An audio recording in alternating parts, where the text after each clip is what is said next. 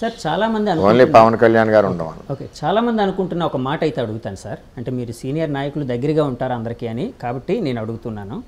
Actual Chandrababu Naidu గారు కూడా కూటమి అధికారంలోకి వస్తే అల్టిమేట్గా చంద్రబాబు గారు సీఎం. కానీ చంద్రబాబు గారు పూర్తికాలం సీఎంగా ఉండరు.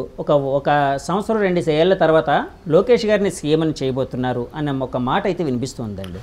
ఆ పెద్ద విషయాలు నా ఆలోచనలు లేవండి. నాకు అంత ఆలోచన కూడా నేను చేయను. ఒకవేళ అలా అయితే బాగుంటుందని అనుకుంటున్నారా మీరు? చంద్రబాబు నాయుడు గారి నిర్ణయం, కూటమి ప్రభుత్వం కదా, కూటమి నిర్ణయం చంద్రబాబు నాయుడు గారు ఆలోచన బట్టి. అంటే ఇప్పుడు కూటమి ప్రభుత్వం ఏర్పడిన తర్వాత ఇప్పుడు చంద్రబాబు గారు సీఎంగా ఉన్న పవన్ కళ్యాణ్ గారికి కూడా అంతే అధికారం ఉంటుంది అంటే అన్ని నిర్ణయాల్లో ఆయన భాగస్వామ్యం కూడా ఉంటుందని భావిస్తున్నారు సార్? కూటమి మేనిఫెస్టో ఇచ్చారు కదా, కలిసి ఇచ్చినప్పుడు కలిసే ఉంటుంది అంత. కానీ కూటమి మేనిఫెస్టో విషయంలోనే ఆ టైంలోనే అక్కడ బీజేపీ అధికార ప్రతినిధి అది పట్టుకోవడానికి కూడా ఇష్టపడలేదు అని వైసీపీ వాళ్ళు చాలా ప్రొజెక్ట్ చేశారు. సరే, ఇంకా కుక్కలు బోళ్ళు మరుగుతుంటాయండి. ఆ వైసీపీ కుక్కలు రోజు మరుగుతుంటే వాళ్ళ గురించి పట్టించుకోగలదు సార్. ఇప్పుడు లోకేష్ గారి భవిష్యత్తు ఎలా ఉంటే బాగుంటుందని మీరు భావిస్తున్నారు? ఆయనలో నచ్చే అంశాలు ఏంటి మీకు? ఆయన ఈరోజు లోకేష్ గారు ఈరోజు తెలుగుదేశం పార్టీలో ఒక సిస్టాన్ని ఇంప్లిమెంట్ చేసి 60 లక్షల మంది కార్యకర్తలను పెట్టి ఎన్రోల్ చేసి 60 లక్షల మంది కుటుంబాలకు కూడా ఏవైనా సరే ఇన్సూరెన్స్ సిస్టమ్ మొట్టమొదట పెట్టింది నారా లోకేష్ గారు. పార్టీలో ఇన్సూరెన్స్ కార్యకర్తలకు పెట్టి, కార్యకర్తలు ఎవరైనా ప్రమాదవశాత్తు ఇదైనా చనిపోయి, అదేవిధంగా యోగాలంలో పార్టీకి కూడా మంచి మైలేజ్ వచ్చింది. తెలుగుదేశం పార్టీకి యోగాలం పాదయాత్ర చేయడంలో మరి పార్టీకి వెన్నెముగ్గా ఆయన కూడా మరి బ్రహ్మాండంగా పనిచేస్తాం. సార్, చాలామంది ప్రజల్లోని ఒక డౌట్ అయితే ఉందండి. యువగలం పాదయాత్రతో లోకేష్ గారు మొత్తం ఆల్మోస్ట్ చాలా ఎక్కువ కిలోమీటర్లు తిరిగారు, కొన్ని వేల కిలోమీటర్లు, దగ్గర 2500 3000 నాకు ఐడియా 3000 చిల్లర కిలోమీటర్లు తిరిగారు. నేను ఆయన యువగలాన్ని నేను కూడా చూశాను, చాలా బాగా జరిగింది, గొప్పగా జరిగింది. మీ అభిమానులు జనసేన వాళ్ళు అందరూ బాగా కోఆర్డినేట్ చేసుకున్నారు, బాగా జరిగింది. కానీ ఆయన ఎలక్షన్ ప్రచారానికి సంబంధించి పక్కన పెట్టారు, ఆయన చేత ఎక్కువ ప్రచారం చేయించలేదు అనే ఒక మాట అయితే ఉందండి. పక్కన పెట్టడం కరెక్ట్ కాదు, కానీ ఆయన కూడా వెళ్ళారు కదా, అటు నార్త్ రాయలసీమ అది వెళ్ళారు.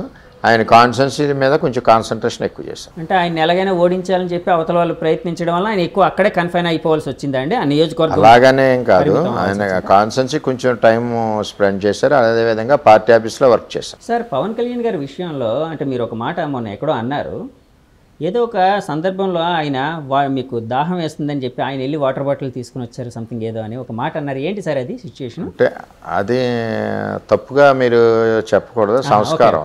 అదే అందుకే అటువంటి వ్యక్తి దగ్గర కొంచెం నేర్చుకోవాల్సిన అవసరం. నేను ఆయన సంస్కారాన్ని చెప్తున్నాను, పాజిటివ్ వేలో చెప్తున్నాను, అడుగుతున్నాను. ఆయన కమ్యూనిస్ట్ భావాలున్న వ్యక్తి. అవును, మనం ఒకరికి పని చెప్పాలని చూస్తాం.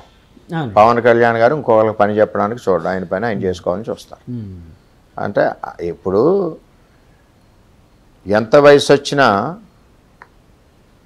మనం జర్నీ చేసే విధానంలో కలిసి మిత్రుల వలన కొన్ని మంచి ఆలోచనలు మంచి పనులు నేర్చుకోవాల్సిన ఆవశ్యకత కూడా ఉంది. ఎందుకంటే ఈ రోజు వరకు కూడా మనం 100% స్టూడెంట్ కాదు, పాస్ అయిన స్టూడెంట్ కాదు. అంటే ఇప్పుడు ఈవేళ మిమ్మల్ని కలిసాం, మీ దగ్గర మంచి ఏదైనా ఉన్నప్పుడు నేను దాన్ని రిసీవ్ చేసుకోవాలని అవసరం ఉంది. నేను పవన్ కళ్యాణ్ గారిని కలిశాను, నాకు ఆయన దాంట్లో కొన్ని విషయాలు నచ్చినాయి, నేను చాలా సిగ్గుపడ్డాను ఆ టైంలో. నచ్చిన ఇదే మీరు అడిగిన క్వశ్చన్కే చెప్తున్నాను. మంచినీళ్ళు మీరు అన్నారు చూసారా, ఆ ఇచ్చిన విధానంలో నేను చాలా సైఫీలే. ఆయన జనరల్గా ఆయన కొంచెం అనీజీగా ఉంటే ఇలా చూస్తారు, గబుక్కుని ఆయన ఐడెంటిఫై చేసి ఇచ్చారు. ఆయన వెళ్ళి స్వయంగా తీసుకుని వచ్చి అంటే అది గొప్ప సంస్కారం, అది ఆయన యొక్క సంస్కారం, అది ఆయన యొక్క వ్యక్తిత్వం, ఆయన యొక్క బిహేవియర్. అది నేనే కాదు ఎవరన్నా ఆయన సిస్టమ్ అది. ఓకే, మనం ఏం చేస్తాం, ఎవరినో పిలుస్తామంటాం. నేను ఇప్పుడు ఆ సిస్టంలో పోయాను, నేను ప్రశ్నించుకున్నాను ఆయన స్థాయి ఏంటి, ఆయన ఏంటి, ఆయన ప్రవర్తన ఏంటి, మనం నేర్చుకోవాల్సిన విషయం అది, నేర్చుకున్నాం. మీకు బాలయ్య గారి సినిమాలు బాగా ఇష్టమా, పవన్ కళ్యాణ్ గారి సినిమాలు బాగా ఇష్టమా? సినిమాలు ఎక్కువ చూడండి. ఏదైనా హిట్ అంటే గబ్బర్ సింగ్ చూశాను 2 సార్లు. హిట్ సినిమాలు అంటే చూస్తుంటాం అంతే. ఎప్పుడు సినిమాకి వెళ్ళడం కూడా ఇబ్బందే కదా మాకు. కానీ ఎప్పుడో అంటే ఇంకా ఫ్యామిలీతో వెళ్ళాల్సి రావచ్చు కదండి అందరూ సరదాగా కొన్నిసార్లు. సార్, అలాంటి సమయం దొరుకుతుందా సార్ మీ రాజకీయ నాయకులు లేకపోతే మీకు? కష్టం. మీరు ఎలా బ్యాలెన్స్ చేస్తారు సార్? అంటే యాక్చువల్గా నాయకులు అనగానే ప్రజలకు ఎప్పుడూ అందుబాటులో 24/7 అందుబాటులో ఉండాలి. అందుబాటులో అంటే ఎంత మంచి చేసినా ఒక్కసారి అందుబాటులో లేకపోతే వాడు తిడతాడు అవతల వాడు, నాకు పలానా నాయకుడు పలానా పని చేయలేదనో లేకపోతే నాకు అందుబాటులో లేడనో ఏదేదో రకరకాలుగా. అంటే ఎంత మంచి చేసినా ఒక చిన్న పొరపాటు జరిగితే అది బ్యాడ్ అయిపోద్ది. సో ఇలాంటి దాన్ని ఎలా బ్యాలెన్స్ చేస్తూ ఉంటారు మీరు? గత 20 ఏళ్ళగా 22 ఏళ్ళగా ఎలా బ్యాలెన్స్ చేస్తున్నారు? అంటే ఎలాగా? అంటే ఫ్యామిలీకి సమయం కేటాయిస్తూ జనాన్ని సమన్వయపరుస్తూ మీ కార్యకర్తలకి సమన్వయం చేస్తూ. ఫ్యామిలీ కంటే జనాలకి ప్రిఫరెన్స్ ఎక్కువ ఇస్తాం. మీకు తెలియదే ఉందండి, కొంచెంసేపు భార్య దగ్గర కొంచెం లవ్లీ గారు 2 కౌలు చెప్తే వాళ్ళు మళ్ళీ వారం రోజులు మన జోలికి రారు, అంతే కదా. అర్థం చేసుకోమంటే అయిపోయి. ప్రతి మగవాళ్ళు మీలాగుంటే అందరూ ఏ స్థాయి లీడర్ అన్నా పొలిటికల్గా ఉన్నప్పుడు అర్థం చేసుకోమని భార్యని రిక్వెస్ట్ చేసుకోవాల్సిందే, అందులో తేడా లేదు. పైకి చెప్పి అనే గప్పాల, పైన పుల్లు అంటారు కానీ. అంటే ఇంట్లో సపోర్ట్ కూడా కావాలి మనకి. రాజకీయానికి వెళ్ళాలంటే ఇంట్లో సపోర్ట్ లేకపోతే, భార్య పిల్లల సపోర్ట్ లేకపోతే ప్రజలకు సేవ చేయలేం. ఆ సపోర్ట్ నాకు మెండుగా ఉంది, నాకు నిండుగా ఉంది సపోర్ట్. చాలా మంది పెద్దలు అంటూ ఉంటారు కదండి, దేశానికి రాజైనా తల్లికి కొడుకే, అలాగే ఎంత గొప్పోడైనా కొంత మనం కూడా కొంత టైంలో వాళ్ళకి కొంచెం రెస్పాండ్ అవుతే వాళ్ళు కూడా మన జోలికి రారు. సార్ మీరు మేడం గారు భువనేశ్వర్ గారు అప్పట్లో వచ్చారు, ఆవిడ కూడా తిరిగారు కదండి. సో ఆవిడ యాక్చువల్గా అంతకుముందు ఎప్పుడు రాజకీయాల్లో ప్రత్యక్షంగా పాల్గొలేదు. కానీ చంద్రబాబు గారు జైలు ఉదంతం తర్వాత ఆవిడ జనంలోకి రావడం, జనంతో మమేకం అవడం, అంటే మీ పార్టీ విధానాలను బయటికి తీసుకుని వెళ్ళడం, అక్కడ చంద్రబాబు గారు ఉదంతంలో చనిపోయినా లేకపోతే అందులో వాళ్ళకి ఎవరైతే సఫర్ అయ్యారో వాళ్ళందరికీ హెల్ప్ చేయడం ఇలాంటివన్నీ చేశారు కదండి. మేడం గారిని అంటే భువనేశ్వర్ గారిని చూడగానే మీకు ఏమనిపించింది? ఆమె ఆలోచన విధానం అంతా చూసి ఏమనిపించిందండి? ఆవిడ మాకు తల్లి సమానులు. తల్లికి బాధ్యత, తల్లి బాధ్యత నాకు కూడా ఉంది తెలుగుదేశం పార్టీ కుటుంబానికి అని చెప్పి ఆవిడ బయటకు వచ్చారు. ఆవిడ ఎప్పుడు బయటికి రారు. అది ఇప్పుడు కొడాల నాని గారు గెలవబోతున్నారా సార్ అక్కడ? అంటే మీ అంచనా, మీ ఆలోచన ప్రకారం వైసీపీలో ఉన్న నాయకులందరూ కూడా నాగలోకం పోతారండి. ఇక్కడ ఎవడ ఉండడం. వంశీ గారు అండి, వల్లభనేని వంశీ గారు అంతా టీం అందరూ పోతారు, ఎవడ ఉండడు. ఇప్పుడు యాక్చువల్గా అంటే మీరు చాలాసార్లు ఒక మాట అన్నారు, టీడీపీ నాయకులు వాళ్ళందరూ ప్రతీకార రాజకీయాలు చేస్తున్నారు వైసీపీ నాయకులని, అంటే మీ మీద కొంత దాడులు చేస్తున్నారని ఇట్లాగని రకరకాల ఆరోపించారు. అంటే అందులో నిజాలు సరే బయట జనానికి అంటే ఓటు రూపంలో తెలుస్తాయి. అట్లాగే మీ గవర్నమెంట్ ఒకవేళ వస్తే మీరేమైనా ప్రతీకారమైన చర్యలు తీసుకునే అవకాశం ఏమైనా ఉందా వాళ్ళ మీద? ప్రతీకార చర్యలు తీసుకోవడానికి రౌడీలం కాదు కదా మేము. చట్టరీత్యా చట్టాన్ని డీవియేట్ చేసి నువ్వు తప్పు ఏమైనా చేసినా ఆఫీస్ రావనంటే రాజకీయ నాయకుడైనా కేసుని రీఓపెన్ చేసి అవతల వ్యక్తి ఏదైతే న్యాయం జరగకుండా నష్టపోయాడో అతనికి న్యాయం జరిగేలాగా ప్రభుత్వం ముందుకెళ్తుంది. అంతే, చట్టానికి లోబడే ఉంటుంది ఏదన్నా.